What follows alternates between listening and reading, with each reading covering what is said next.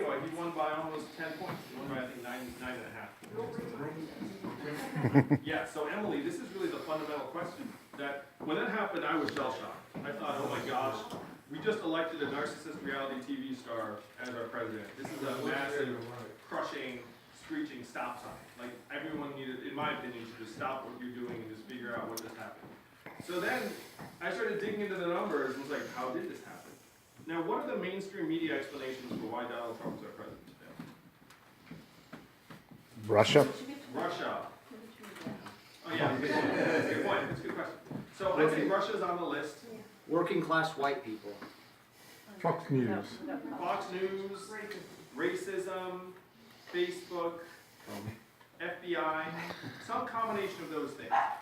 And I'm going to suggest that there's one very, very big missing piece of this answer that, to me, is the driving force behind it all. And that, to me, the reason why Donald Trump is our president today is that we automated away 4 million manufacturing jobs in Michigan, Ohio, Pennsylvania, Wisconsin, Missouri, and 40,000 right here in Iowa. You want to look around Iowa and say, why did Iowa go so red? It's because you lost 40,000 manufacturing jobs over the last number of years. And if you look at the voting district data, there's a straight line up between the adoption of industrial robots in a voting district and the movement towards Trump. You can go district by district, and you can see that straight line up. So, to me, this is a giant economic/technology story, where we're in the third inning of the greatest economic transformation in the history of the country, what some people are calling the fourth industrial revolution. And we're in the third inning. The first inning was the deregulation of financial services and the gobbling up of community banks, which was not a good thing. Number two was the decimation of manufacturing jobs. The country went from 17 million to 12 million manufacturing jobs over approximately an 18-year period.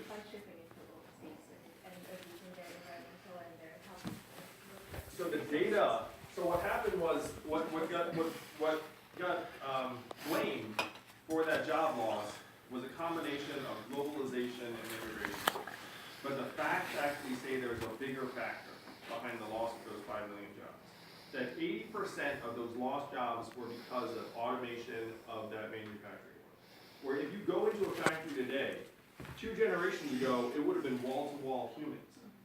Today, it is wall-to-wall robot arms and machines, and a handful of human technicians just ministering to the machines. That's 80% of the job loss. That is the second inning of this transition. The third inning, which we're in the midst of right now, is the phasing out of brick and mortar retail. How many of you noticed stores closing in your main street? And why are those stores closing? Amazon, that's right. Amazon is sucking up $20 billion in commerce every year, and it's just now going to push 30% of American malls and Main Street stores to close in the next 4 years. Now, on the flip side of that, what's the most common job in the United States? Being a retail worker. The average retail worker is a 39-year-old woman making between $11 and $12 an hour. So if 30% of those stores close, what are those workers going to do in the next move? That's the third inning of this transition. That's the one we're in right now. The fourth inning is the adoption of self-driving cars and trucks. Most common job in 29 states in this country being a truck driver. Just at Iowa 80, the biggest truck stop in the country, in Davenport, they say 5,000 people stop there every day. I have friends in Silicon Valley who are working on trucks that can drive themselves. And why are they working so hard? For the money. The pot of gold to automate truck driving is estimated to be $168 billion per year. So if you're an investor and someone comes to you and says, hey, I think I might be able to help automate these truck driving jobs, and I just need $1 billion to give it a shot, then you're like, sure. Because that investment's going to pay off very, very handsomely for whoever invests in the winning technology. And so Google has now a spin-off called Waymo that is the leader in this tech. So this would be the fourth inning, and the fourth inning is going to be disastrous. You know, there are 3.5 million truck drivers nationwide, average age 49. How many of y'all know what truck drivers? I don't need to go through the stats. Like, you know truckers. And you also know it's one of the best paying jobs for blue-collar workers, like making $50,000, $60,000, sometimes $70,000 a year. Now, what do you think their next economic opportunity is going to be if the robot trucks come. And no robot trucks, so robot trucks don't need to stop. Human drivers have a 14-hour limit on how long they can drive a truck, and then the truck says, you gotta stop to sleep. Robot trucks, no limit. And only 13% of truck driving jobs are unionized. This is not a negotiation. 87% of them are individual firms, mom and pops, individuals who own their own trucks, et cetera, et cetera. So if you think the third inning brought us Donald Trump, you have to imagine what is the fourth inning going to look like? What is the fifth inning going to look like? So the 5 most common jobs in this economy by category. Number 1 is administrative and clerical, which includes call center workers. There are 2.5 million call center workers in the United States. How many of you saw the Google AI demo that had software that can do the job of a call center worker? You saw it. What do you all think the time frame is on AI displacing a meaningful proportion of those 2.5 million call center workers? 5 years. 5 years? 3. Yeah. I've already called and picked one. Yeah, you picked one, but you hated it, right, Emily? And you Right. pounded that key and were like, get me a human, get me a human. We've all done that. But in 2 years, you're not going to be able to distinguish between the bot and the human. It's actually going to be comprised of hundreds of voice prompts from a human. So when you call Emily, it's going to be like, hey, how are you doing? What can I do to help you? And you're going to be like, hey, I can do something with that. And be like, oh yeah, sure, let me help you. Like, it's just going to seem like a human. Now, it's not going to actually be smart like a human, but it turns out that all you need to do with AI is all you have to do is record, let's call it 100,000 customer service calls, and then optimize. Did I say 100,000? I meant 100 million. You can just record all of these interactions and then start optimizing, and then you don't need any actual intelligence. You just need to be able to account for the most common 99% of interactions. So this is what we're facing right now. Donald Trump is a symptom of a disease. The disease is an accelerating economy that is leaving more and more people behind. So imagine waking up to this in 2017, and you're me, and you're the person who's been getting medals and awards for creating jobs, and you realize that your work is like pouring water into a bathtub that has a giant hole ripped in the bottom. And so then you say, okay, what do I do about the hole? And the reason I'm running for president is that I'm a parent. I've got a 6 and a 3-year-old, and my choices in my mind were either fight for this country, let us know, hey, look, it's not immigrants that are causing these problems, it is technology, and then bring us together and start coming to common solutions, or run and hide with my family. You know what I mean? That's legitimately the choice. And the techies I know, many of them are literally buying bunkers because they actually expect things to go very, very badly in the years to come. And so this is what I was facing in 2017. And so then I said, okay, let's say I wanted to try and fix this problem. I'm an entrepreneur, I'm a problem solver, I'm a patriot, I'm an American. And if we were to try and solve this problem, what would we do? So I started looking into solutions, and this is how I arrived at the freedom dividend of $1,000 a month for every adult. This far out idea, and you're like, haha, that sounds way too good to be true. But if you look at a history of the freedom dividend, which is what I renamed it because it tests much better with more American, with the word freedom in it. Hey, at least he's honest, guys.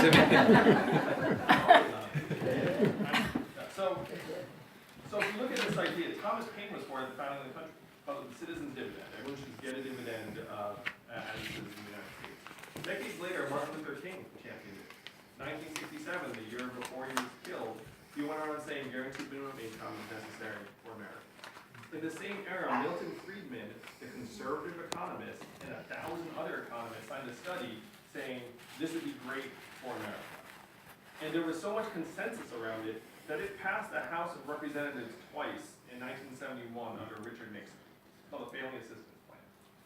And the only reason it didn't become law was that Democrats in the Senate wanted a higher income threshold. And then, unfortunately, opportunity was lost. But then 11 years later, one state passed a dividend, where now everyone in that state gets between $1,000 and $2,000 a year, no questions asked. And what state is that? Alaska. And how does Alaska pay for it? Oh, And what is the oil of the 21st century? Technology. Technology, that's right. In Alaska, they call this the oil check, and they love it. We're going to call this the tech check. And everyone is going to love the tech check. So the trap we're in right now is who wins with artificial intelligence and the rest of it? Amazon, Google, Facebook, Uber, the biggest companies. How many of you saw the headline, how much did Amazon pay in taxes last year? Zero. Zero, that's right. So the trap we're in is that Amazon and the gang, trillion-dollar tech companies, are soaking up more and more value right out of Iowa. 30% of your stores are gonna close, and you know how much you're gonna see on that in return? None. Zero. That is the problem. That is why this state is turning red. We are depleting you economically. When I say we, I have nothing to do with it, obviously. But the system is depleting you and returning virtually nothing. And that is just going to pick up steam. When you have AI that can drive trucks, when you have AI that can do call center jobs, it's just going to speed up the depletion. And the people here in Iowa are going to be looking around and being like, what the heck happened to this place? That's what's already been in process for the last number of years. So the plan is to take that value that's getting hoovered up like a black hole out of Iowa and bring it back to you all in the form of a $1,000 a month dividend. Now you can imagine your community where everyone here was getting another $1,000 a month. Where would that money go? A little bit of it would go to Amazon, that's true. But most of it would go to paying bills. What kind of bills? Food, Healthcare. healthcare, Student loans. home repairs, car repairs you've been putting off, school loans if you have kids, like on and on. A lot of that money would stay right here in Iowa. It would create over 40,000 jobs here in Iowa because we'd be pumping about $16 billion a year into the Iowa consumer economy. And that money would circulate over and over again through the economy. It would rebuild Main Street businesses. It would prevent the 30% of stores from closing because if you're serving people in the community and you all have a bit of extra money, you probably don't mind the extra night out or paying for tutoring or all the rest of it. So that is the revitalization. I spoke to all of the Democratic state legislators in Des Moines last month, and someone came up to me and said, this is the only thing that I've heard that would actually help rural Iowa. Because they say we're a predominantly rural state, and the rural areas of Iowa are just emptying out. Like, they're mechanizing the agriculture jobs, the kids are leaving, like, what does the future hold? And they said, this is the only thing we've heard, this dividend, that would actually turn things around. So how- politicians will talk about broadband access and some other things that are just gonna nibble at the margins of the problem. So How is it funded? how is it funded? Yeah. Yes. So how do we get this money out of the Amazons and Googles of the world? So what you do is you look at what other countries have done. How is it that Amazon paid zero in taxes last year? And I'm going to suggest that it is not their fault, because if you have a management team, you get the accountants and lawyers together and say, all right guys, let's try and pay zero taxes. And if you can succeed in that and it's legal, then you high five each other and then pay yourself big bonuses and go home. It is not their fault. It is our fault because we've designed a system that they can game so easily. And it's not just them. Netflix also paid zero in federal taxes last year. You can go down the list. The effective tax rate for Amazon over the last 20 years, 3%. This was not an anomaly. So what you have to do is you have to look at other countries and say, okay, how do other countries actually capture these economic gains? VATs.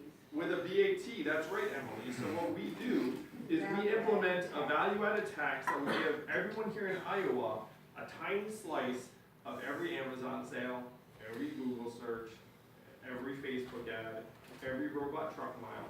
And because our economy is now so vast at $20 trillion a year, up $5 trillion in the last 12 years, a value-added tax at even half the European level generates $800 billion in new revenue. $800 billion plus all the economic growth, plus the cost savings on things like incarceration and emergency room healthcare and homelessness services, plus the value gains from having a stronger, healthier, better educated, mentally healthier, more productive population would pay for this dividend of $1,000 a month. This is the trickle-up economy, from people, families, and communities up. And I'm going to submit to you all, this is the only way that we can make our economy work for us. Because the winner-take-all dynamics are just going to speed up. So that's the freedom dividend. I know in the face of it, when you first heard of it, you were like, that sounds like a gimmick, that sounds too good to be true, there's no way we can afford that. But when you dig in, it's eminently affordable, and indeed, if we don't make this move, we're going to watch our country disintegrate over the coming years. And if you think that's dramatic, our life expectancy has declined for the last 3 years, the first time that's happened in a century. And why has our life expectancy declined for the last 3 years? Healthcare costs rising, so people don't keep. Drug overdoses, suicides, all at record highs. Yeah, and our healthcare too. Like our healthcare, we're spending twice as much to worse results than other countries. It's maddening. There are massive structural problems, but the reason our life expectancy has gone off a cliff is if you look at the suicide rate among middle-aged Americans in particular, it's at many, many times historical norms and many, many times other industrialized countries. 8 Americans are dying of drugs every hour. Vehicle deaths have now been outpaced by both suicides and drug overdoses for the first time in history. And the last time this happened, I talked about a century ago, the life expectancy declined. That was the Spanish flu, 1918. We're in Spanish flu territory. So when you look around and say, how did Trump win? It's because we are falling apart by the numbers. Record highs, suicides, drug overdoses, mental health problems. Record lows, starting a business, moving across state lines for a new job, getting married, having children. Pretty much any act of sustained optimism or prosperity is at a record low or a multi-decade low. Anything that indicates despair, failing, suffering, record high or multi-decade high. Now, this all gets obscured in the national discourse because what are the numbers everyone's throwing at you in the press? Unemployment is low. There are 3 numbers: headline unemployment, GDP, stock market. And I have to say, as a CEO, I get infuriated by this stuff. Because if you have terrible measurements, you're just going to end up riding them off a cliff. So if you look at them, headline unemployment does not include people who are out of the labor market or are doing an underemployed job that, is like not a fit for them. Right now, as we're together, the labor force participation rate in the United States of America is 63.2%. Close to a multi-decade low and the same levels as Ecuador and Costa Rica. Now, this is not a knock on those countries, but I'm going to suggest that they're not the comparable ones. Other industrialized countries have a significantly higher labor force participation rate. If you look at the curve peaks in 2000, and then we start decimating manufacturing jobs, and those workers leave the workforce in droves. Of the manufacturing workers who lost their jobs, about half left the workforce and never worked again. And of that half filed for disability. There are now more Americans on disability than work in construction. 20% of working age adults in some parts of the country are on disability. So I'm a numbers guy, you can tell, right? Like I just went digging into the numbers. Headline unemployment, terrible stat. I'm going to redo it as president. Stock market growth, 50% of Americans own 0 stock. And the bottom 80% of Americans own 8% of stock market value. The top 20% own 92%. So why are we cheerleading something that really just indicates the fortunes of the top 20%? It doesn't make sense to 4/5 of the country. And then GDP, for GDP, I like to talk about my family. My wife is at home with our 2 boys, one of whom is autistic. What does her work every day get figured in at with GDP? 0. What is the market value of work at? Also 0. And I can attest to the fact she's working much harder than I am. I'm not running for president. That her work is more important, challenging, and vital, and GDP puts it at 0. Again, GDP is going to go up and up with self-driving trucks, but self-driving trucks are not going to be great for the truckers, or the retail workers, and everything else. It's a trade-off. But if you look at the history of GDP, we invented GDP almost 100 years ago during the Great Depression. The Depression was on, and the government was freaking out. And they were like, we need a number. So this guy named Simon Kuznets invented GDP. And then he said a few things. He said, number 1, we should not use this as a measurement of national well-being. It's really bad for that. Number 2, we should include motherhood and parenthood because they're so vital. And number 3, we should not include military defense spending because it has no real value. Of course, we ignored all 3 of those things. So one of my first acts as president is in 2021, I'm going to walk down the streets to the Bureau of Labor and Statistics and say, guys, GDP, 100 years old, doesn't really help us. It's time for an upgrade. So I'm going to ask you all, how would you measure the economy in ways that would actually get you excited, like as a human being? Like, what would you be like, oh, if that goes up, I'm actually, because how many of you get excited about GDP being up? How many of you are like, ooh, I'm gonna make a big contribution today? Happiness index or well-being index or something. Yes, mental health and freedom from substance abuse. If you knew people were being like happier and healthier in your community, you'd be very happy, right? So mental health, physical health, health-adjusted life expectancy. What good's a high GDP if we're dying? That doesn't make any sense. Climate change. Yes, clean air and water. You can say, look, that should be part of economic progress. Average income and affordability. And I would suggest average income would go up by $12,000 if you put that. But you should have certainly average income and affordability as a measurement. Median income, yes. The mean gets distorted by some mega rich folks at the top. Median is a much better measurement. So what you do is you upgrade GDP to actually correspond to how we're doing. And then you try and reward institutions and companies and individuals that help drive the country in that direction. If you help get someone off of drugs, like that actually counts as economic progress, then we try and find ways to reward that. As president, I'm going to have the American scorecard, which is what we call this updated version of GDP, up at the State of the Union and say, hey guys, how are we doing? And then just show them, be like, well, 8 of us are dying of drugs every hour, that's horrifying. So let's try and get that down to 4 in 4 years, and then here are the things we're gonna do. And just report on how we're actually doing in ways that would matter to us, and then people get excited. You could motivate the country saying, you know what we're gonna do? We're gonna try and get our cognitive success rate up by 5%. We're gonna try and get our water and air quality to like a certain level, a certain time frame. Really, this is a measurement problem. We're in the middle of the greatest measurement problem in the history of the world. And it's going to destroy us. Because if we keep chasing the wrong numbers, then we're gonna find ourselves competing against things we cannot beat. You know, if the game is capital efficiency, we lose. If the game is human well-being, then we win. So that is why I'm running for president. I was looking at all this and being like, okay, you literally have to rewrite the rules of the economy to make this happen. You have to make the economy more human-centered. You have to make it trickle up. Almost like an anti-capitalist. You know? I mean, Don't say socialism. yeah. Well, so this How is is what- this gonna apply to the Republic? Well, I really want you guys So to do me what a was the favor. question? Just Google Andrew Yang, Tucker Carlson. Because I was on Tucker's show, and Zach was just saying, he's like, I can't believe I'm gonna say this sentence, but I really enjoyed your Tucker Carlson interview. So if you see, I'm actually right now, and that's one reason I'm really grateful to be here with you all. I've been on Fox 5 times, and there are all of these Trump supporters that are now excited about me. Which is like, so you talk about like, hey, you know, this seems anti-capitalist. Like, so first I'm gonna talk about sort of the capitalism-socialism dichotomy. Is that right now the relationships of capitalism are breaking down because of technology. I'm gonna quote a friend of mine, Eric Weinstein, who said that we never knew that capitalism was going to get eaten by its son, technology. Because the relationships you take for granted with capitalism, if I have a successful company, I have to hire lots of people, I have to pay them well and treat them well, I have to make sure they can buy my goods and services, I have to care about how things are going in my town. Now, in this era, none of that's true.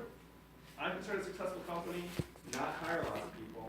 If I do hire people, I can make them gig workers or contractors and not give them healthcare. I don't care if they can buy what I'm selling. Like, I'm selling globally, so it doesn't matter what's going on in my backyard. Like, all the things we used to take for granted are breaking down, and we're not adjusting.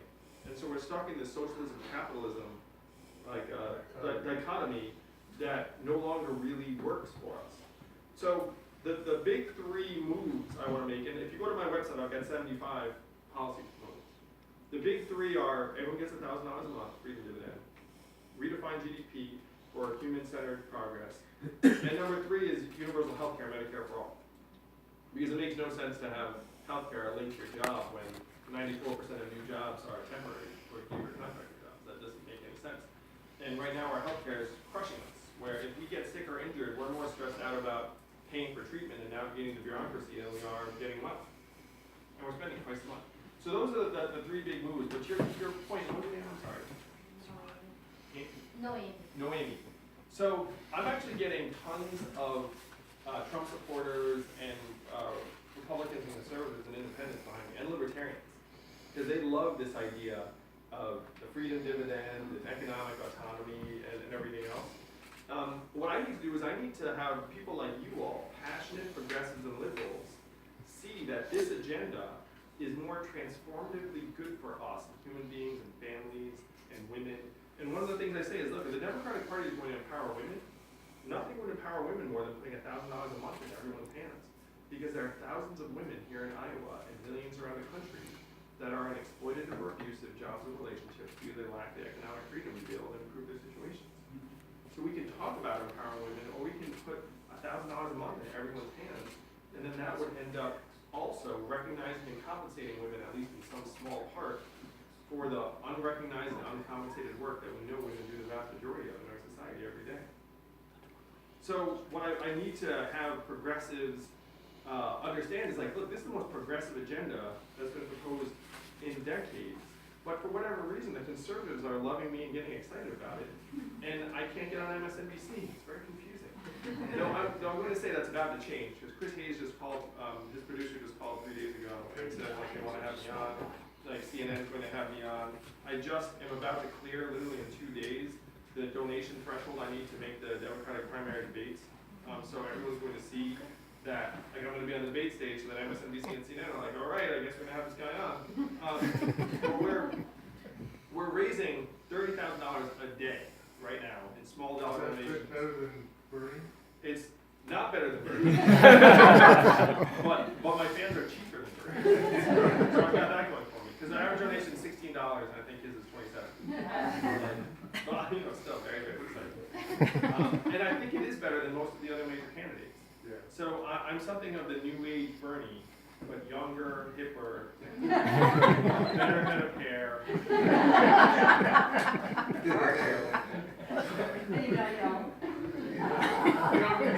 Here, here. Yard, right? Get out of my yard. Yeah, no, I'm not much of a yard yeller.